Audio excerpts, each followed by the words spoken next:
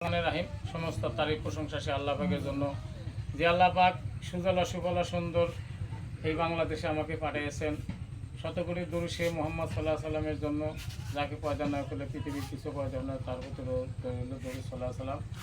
আমি 2004 সালে হজরত পালন করতে গিয়েছিলাম। সেই বছর আমি তেমন কিছু দেখি নাই। এই বছর আমি আবার হজরত পালনের যে মক্কা থেকে মদিনা যাওয়ার পথে দেখলাম যে মরুভূমির ভিতরে আরবরা কৃষিকাজ করতেছে।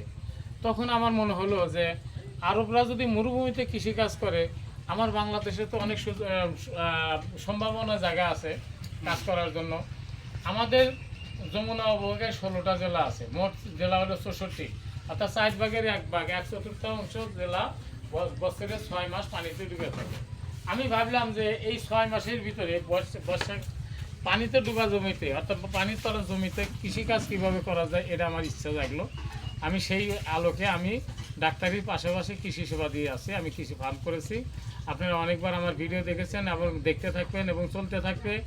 আর একটা আমার পরামর্শ হলো যে আমার বাপ দাদা বছরে 2 থেকে 3টা মৌসুম পায়, কীভাবে এই জমি থেকে বছরে 6 থেকে 7টা মৌসুম পাওয়া যায়, সেটাও আমার পরিকল্পনা এবং আমি সেই আঙ্গিকে কাজ করছি।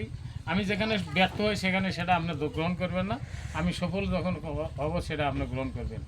বাংলাদেশ এবং বাংলাদেশের বাইরে যারা আছেন তাদের জ্ঞাতার্থে বলছি, আমি কিন্তু আমার নিজের একার জন্য না, আমার এই নদী অবকাশ 64 জেলার ভিতর 16 জেলার মানুষকে আমি উদ্দেশ্য করে আমার যা অগ্রযাত্রা।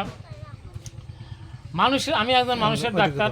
মানুষের অসুখ হলে মানুষের চিকিৎসা করি। ওই রকম গাছেরও প্রাণ আছে, তাই গাছেরও রোগ বালাই আছে।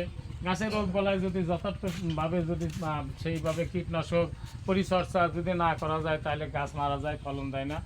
আমরা সেই উদ্দেশ্যে আমরা এই কৃষি হাসপাতাল করছি। আমার দাদা পীর সাহেব নামে হাজাবাড়ি রহমতুল্লাহ, যিনি হল ভাষা সৈনিক গাজীউল হকের দাদা, উনি ইতিহাস বিখ্যাত মানুষ, আল্লাহর ওলি। আমি ওনার নামে এই জন্য করছি যে আমি একজন সাধারণ মানুষ আর উনি আল্লাহর ওলি, ওনার নামে এই জিনিসটা টিকে থাকবে যুগ যুগ ধরে, এই আশা নিয়ে আমি এটা করছি। আমাদের অনেক সম্ভাবনার জায়গা আছে, যেমন হলো আমাদের নদী বিভাগে 16টা জেলায় প্রত্যেকের কৃষি কর্মকর্তা, উপসাগরী কৃষি কর্মকর্তা আছেন। এনারা আমাদের কাছে আসতে পারেন, কিন্তু ওনাদের অবকাঠামো, সরকারি অবকাঠামো না থাকার জন্য ওনারা আমাদের সঠিক পরামর্শ দিতে পারছেন না। আমরা আশা করব সরকারি যারা কর্মকর্তা আছেন এখানে আমাদের এসে কৃষি পরামর্শ দিবেন, আমাদের কৃষকরা যেন উপকৃত হয়। পাশাপাশি ওনারা যদি না আসেন, তারপরে আমি এখান থেকে দিতে পারবো একটা সময়, যেহেতু আমি চাকরি থেকে অবসর সময়, সেটা আমি ইউটিউবে যদি আমি ফসলের কী সমস্যা সেটা দিয়ে যদি আমি সার্চ দিই, তাহলে আমার চিকিৎসা এসে যাবে। সেইভাবে কৃষকরা চিকিৎসা পাবে বা তার পরামর্শ পাবে।